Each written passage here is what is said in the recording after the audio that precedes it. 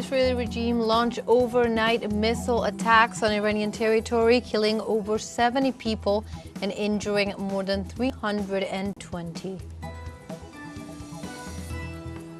U.S. citizens continue rallying against the immigration policies of the Trump administration. And in the Vatican City, Pope Leo XIV will preside over the ordinary public consistory to establish the dates for the canonization of 8 blessed, among them Venezuelans José Gregorio Hernández and Carmen Rendiles. Hello and welcome to From the South. My name is Belén de los Santos. I'm from teleSUR Studios in Havana, Cuba. We begin with the news.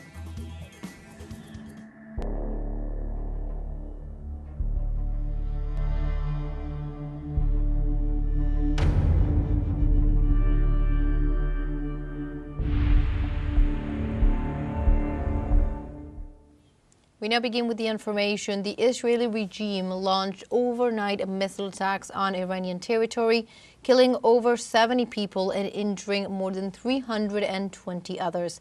The strikes, which Tel Aviv claimed targeted senior military officials and nuclear facilities, were also reported on residential areas across the nation, striking cities and killing civilians, among them women and children. Zionist authorities indicated they were part of a larger preemptive offensive to strike Iran's nuclear program, for which 200 fighter jets were deployed. For his part, U.S. President Donald Trump praised the attack and warned of further strikes unless Tehran agreed to back down on its nuclear program, contradicting Washington's official stance that the Israeli action was unilateral.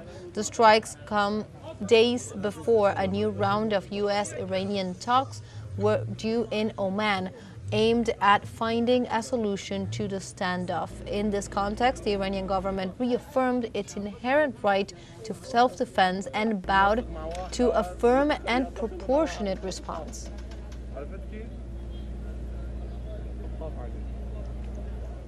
In this context, the Zionist regime of Israel has launched renewed attacks on Iranian nuclear power plants in Natanz, Tabriz, and Shiraz. One of the targets was the Natanz nuclear facility in Isfahan in the center of the country. The attack caused significant damage to several areas of the nuclear plant. Considered the most important facility in Iran, it has been the target of multiple attacks and cyber attacks in the past.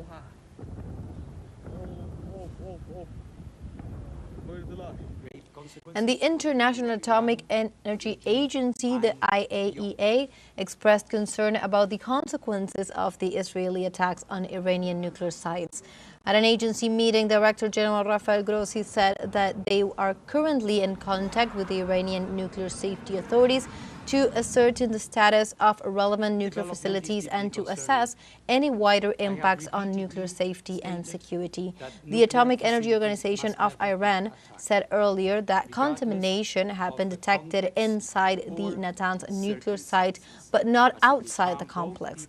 This development is deeply concerning, Grossi expressed, stating that nuclear facilities must never be attacked, regardless of the context or circumstances, as it could harm both people and the environment.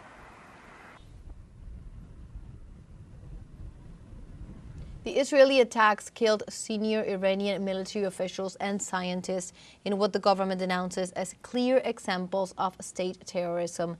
In this regard, the Iranian authorities had confirmed the death of 4 top officials, among them the chief of staff of Iran's armed forces, General Mohammad Bagheri, the head of the Revolutionary Guards, General Hossein Salami, and the commander of the Revolutionary Guards Air Force, General Amir Ali Hatihadeh.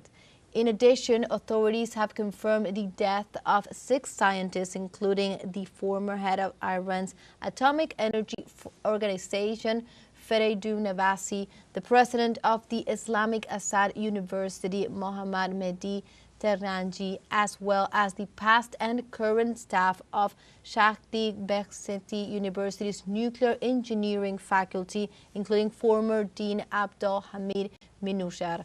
In light of the killings, Iranian President Mahmoud Pezeshkian has vowed the nation will not remain silent and to expect retaliation.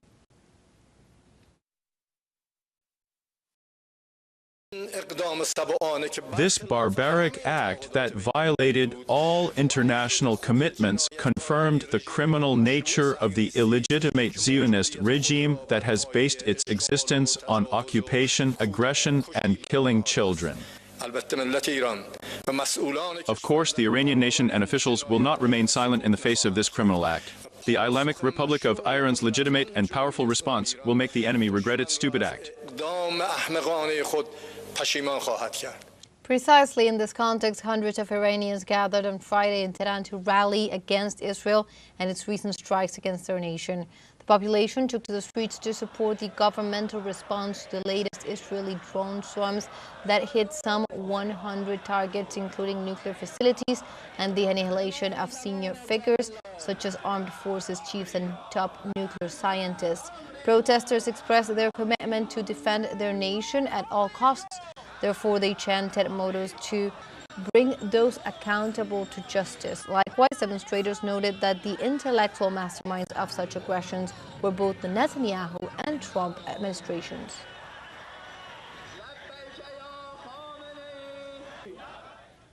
And the United Nations condemned the Israeli attacks on Iran and urged both sides to exercise maximum restraint so that the conflict does not deepen. UN spokeswoman Alessandra Vellucci declared that Secretary General Antonio Guterres expressed his concern over the current military escalation by the Zionist regime in Tehran. By the time the United States and Iran were at the brink of holding talks on a possible nuclear deal. The UN statement was issued after Israeli forces targeted overnight Iranian key military and nuclear facilities in their attempt to destroy the Iranian nuclear program. Meanwhile, the Trump administration underscored not being involved in the attacks, while Israel had already reported that it considered the action necessary for its self-defense. Today is Friday, 13th of June. And Turkish President Recep Tayyip Erdogan condemned the Israeli attack on Iranian territory, stating that Israel's attacks on our neighbor Iran are a blatant provocation that disregard international law. These attacks, carried out at a time when negotiations on Iran's nuclear program are intensifying and international pressure is mounting in response to inhumane actions against Gaza, demonstrate Israel's lawless mentality. The Netanyahu administration is striving to plunge our region and the entire world into disaster with its reckless, aggressive, and lawless actions.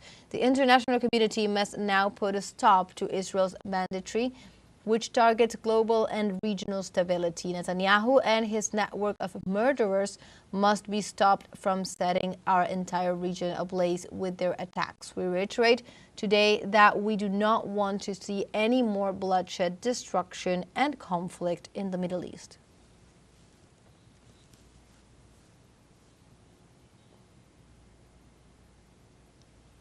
Russia also spoke out on Friday about the Zionist regime's attacks against Iran.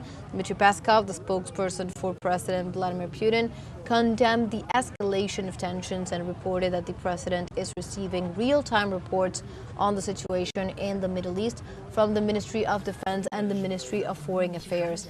The latter agency asserted that the Israeli attack is a violation of the United Nations Charter and the rules of international law, and pointed out that it took place in the midst of a meeting of the boards of governors of the International Atomic Energy Agency and on the eve of another round of indirect negotiations between Iran and the United States.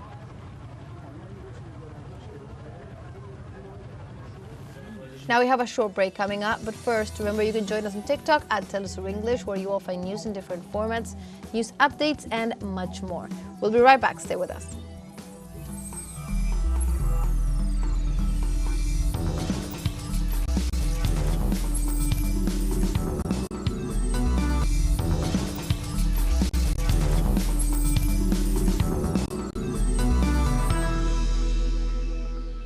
Welcome back to From the South. We continue on topic, going over the situation in the Middle East, and in the midst of the tense social and political panorama in Colombia, citizens do not forget about the genocide carried out by Israeli Zionists in Gaza and continue to raise their voices. Our colleague Valeria Cardona tells us the details in the following report. En medio de momentos de polarización y convulsión nacional, en Colombia también In the hay midst of espacio moments of para alzar la polarization voz and por national Palestina. convulsion in the country, there is also space to raise the voice for El Palestine. artista Alexander The Osorio, artist junto con Alexander miembros del Osorio, Comité de together with Solidaridad members of por the Palestina, Solidarity Committee for estudiantes y Palestine, ciudadanos realizaron un students mural and por citizens Palestina en la made the mural Universidad for Nacional Palestine at the de National Colombia, University con of el fin de alzar Columbia la voz in order contra to el raise their genocidio voices en Gaza. against the genocide in Gaza. Creemos firmemente que la violencia, la masacre, la muerte no es el camino. Well, we firmly believe that violence, massacre, death is not the way. We are joining different individualities to accompany a process of resistance, also of strength of seed that is strengthened despite the bombings, despite the genocide, despite the families that have broken. We reject all types of violence in this aspect. We are also tired of that. This is the answer. We believe that the answer is life. Yes, the answer is art, the word, the music, the theater, all the artistic languages. Desde el arte también se logra tener From compromiso art, it is político, also como lo possible to expresa have a profesor political commitment, Juan as Sánchez de la expressed by Facultad de Professor Artes Joan de la Sanchez from the Universidad Faculty of Arts of the Nacional. National University. Creo que tenemos que hacer lo que nos corresponde. Creo que tenemos que conmovernos frente a lo que está pasando en Gaza. I think we have to do our part. I think we have to be moved by what is happening in Gaza. We have to be moved by the genocide and the murder of men, women, children, and the elderly who are being exterminated by the Zionist state, which we cannot describe as anything less than a fascist state. It is a paradox that the martyrdom of the Jewish people during the Second World War is used as an excuse for the Zionist state, which is in reality an enclave that has been attacking the Arab people since its creation, to continue with its purpose of exterminating the Palestinian people. Sin embargo, el mural no es el único acto que ha unido a estas personas acá. However, the mural is not the only act that has united these people here, since the Colombian Committee in Solidarity with Palestine seeks to share the message of rejection to the export of coal. This coal that at the same time is an ecocide and at the same time constitutes the elements by which crimes have been committed against the populations, the communities and our natural resources here in Colombia. This same coal is the energy matrix of the drones, missiles and weapons that at this moment are being used to commit genocide in Palestine and the Gaza Strip. Mientras Jorge y otros compañeros de lucha, como él los llama, socializan en la universidad la solicitud enviada al Congreso de la República. While George and other comrades in struggle, as he calls them, socialize in the university the request sent to the Congress of the Republic, in which they demand compliance with the decree prohibiting the shipment of coal ships to Israel in the Commission y the national government, the presidential advisor APRA Middle East Victor Cor Lugo, the ambassadors of Colombia in Palestine and Palestine in Colombia, and congressmen meet to evaluate that the non-contracting of Israeli companies has been complied with. Lo que recibimos fue un informe del Ministerio de Comercio Exterior a través de su viceministro. What we received was a report from the Ministry of Foreign Trade through its vice minister that, although progress has been made, we consider that there is still a lack of progress. We are lacking because every gram of coal that is used as a bullet to kill children is unacceptable. Also, what we did at the end of the hearing is that in the next report there will be new technical roundtables, especially on two issues that are of concern in the area of foreign trade, specifically on the issue of coal and a contract that the police still have with an Israeli security company. De esta manera, Colombia continúa exigiendo responsabilidad. In this way, Colombia continues to demand responsibility and transparency in the country's trade policies, and in the midst of internal polarization, Colombia seeks to support the Palestinian people through the actions that everyone can do. Valeria Cardona, TeleSUR, Bogotá, Colombia. And in other topics, in Argentina, the neoliberal policies of President Javier Milei caused several families to face difficulties in obtaining incomes to avoid extreme poverty. While the government celebrates the 1.5% drop in inflation in May, Financial crises are growing in the country's households due to the lack of income to cover the basic food basket. The National Institute of Statistics and Census stated that an Argentine home needs close to $1,000 to pay for food and basic services. In the meantime, domestic supermarkets and stores keep up with their price hikes in essential products and the decrease in the consumption of items, not diffusing the economic smothering Argentines are feeling every day.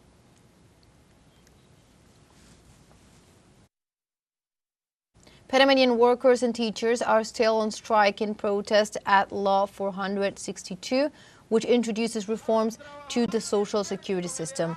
During Friday's meeting, the union announced that it would seek talks with Parliament in order to demand the repeal of the law, which threatens the right to a decent retirement for thousands of workers. The union reiterated that they will remain mobilized until their demands are met by the executive branch. Meanwhile, the leaders of the banana workers agreed to introduce a project to improve working conditions. Las protestas y paros parciales comenzaron hace 3 semanas, pero alcanzaron masiva convocatoria este martes al sumarse nuevos gremios. Miles de estudiantes. And U.S. citizens have been rallying against the immigration policies of the Trump administration. More protests supporting the cause bursted out lately in several cities of the country. 7 days after the onset of demonstrations, President Trump ordered the deployment of over 4,000 National Guard troops in Los Angeles City in his attempt to repress protesters as the police could not stop them.